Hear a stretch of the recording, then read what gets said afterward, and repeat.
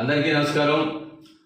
యువగలం 2 సంవత్సరాలు పూర్తి చేసుకున్న శుభవేళ జాతీయ ప్రధాన కార్యదర్శి యువగలం రథశారథి అదేవిధంగా రాష్ట్రంలో బడుగు బలహీన వర్గాల వారిని అణిచివేస్తుంటే ఆ రోజు ఆయన ఒక్క అడుగుతో యువగలం స్టార్ట్ చేశాడు.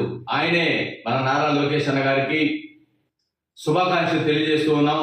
ఈ రాష్ట్రాన్ని ఒంటి చేతి మీద యువగలం పాదయాత్ర ద్వారా ప్రతి ఒక్కరి బాధలు సాధలు అన్ని తెలుసుకొని ఆయన 2024లో మన ప్రభుత్వం వస్తుంది, మీకు ఎవరికి ఇబ్బంది లేదు, నేనున్నానని చెప్పేసి ఒక భరోసా ఇచ్చాడు మా నారా లోకేష్ అన్న అని చెప్పి తెలియజేస్తా ఉన్నాం. నాలాంటి యువత కూడా కాన్స్టిట్యూన్సీలో కష్టపడుతూ ఉంటే, కేసులు కడుతూ ఉంటే నేనున్నాను తమ్ముళ్ళు, మీరు కష్టపడండి, 24లో మన ప్రభుత్వం వస్తుందని చెప్పి ఆ రోజు మమ్మల్ని అందరూ కూడా భుజం తట్టి ముందుకు నడిపించిన మా రథశారథి నారా లోకేష్ అన్న గారికి మరొకసారి శుభాకాంక్షలు తెలియజేస్తూ ఉన్నాం.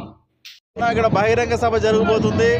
చూస్తున్నాం ఇక్కడ టీడీపీ యువ సారథి యువగళం సారథి నారా లోకేష్ కు భారీగా స్వాగతం పలుకుతూ చూస్తున్నాం. ఇక్కడంతా కూడా దార్ల రాజేంద్ర సూలూరుపేట నియోజకవర్గం దార్ల రాజేంద్ర మీద ఇప్పటికే వైసీపీ ప్రభుత్వం చాలా కేసులు పెట్టింది, చాలా వేధింపులకు గురి చేసింది. అయినప్పుడు కూడా దార్ల రాజేంద్ర పోరాడుతూ ఉన్నారు. చెప్పండి, ఎట్లా ఉంది యువగళం చూస్తుంటే ఉత్సాహం మీకు?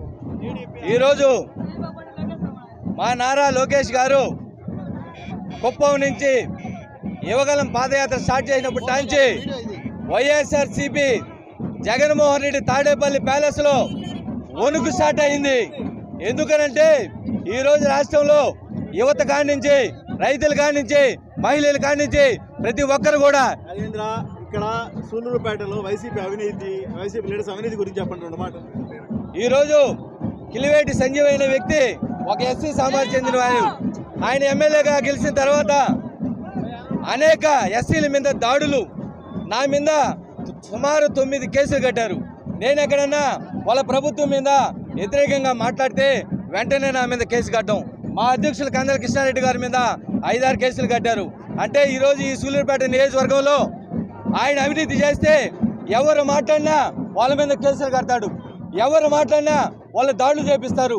ఈ విధంగా ఈ సూలూరుపేట నియోజకవర్గంలో ఒక రాక్షస పాలన జరుగుతుందని చెప్పి ఈ సందర్భంగా తెలియజేస్తూ ఉన్నాను. అయితే ఎట్లా ఉండబోతుంది ఈసారి 2024 ఎలక్షన్కి ఈ ఉత్సాహం చూస్తూ ఉంటే ఇవన్నీ ఈ కేసులు ఈ వేధింపులన్నీ కూడా పోతాయంటారా?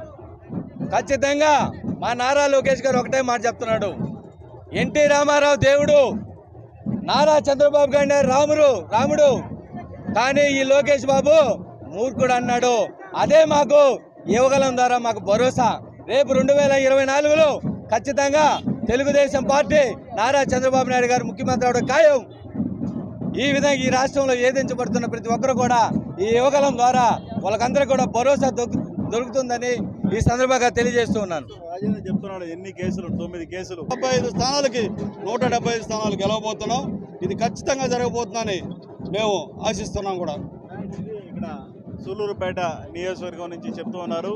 అంటే ఇప్పటివరకు వైసీపీ ఆధ్వర్యంలో చాలా కేసులు ఎదుర్కొన్నారు. దాదాపుగా 9 కేసులు రాజేంద్ర మీద చూస్తున్నాం. అయినప్పటికీ కూడా మహిళలు ఇంత భారీ సంఖ్యలో తరలి వచ్చి ఇటువైపు కెమెరామ్యాన్ శ్రావణ్ ఇటువైపు చూసేయండి, భారీగా కిరేన్తో ఒక పూలమాలలు తరలించి ఇంతగా అంటే మేనకూరు సెజ్ నుంచి ప్రారంభమైన పాదయాత్రకు అడుగడుగున ఇదే రకమైన స్పందన లభిస్తూ ఉంది, ఇదే రకమైన వెల్కమ్ చెప్తూ ఉన్నారు.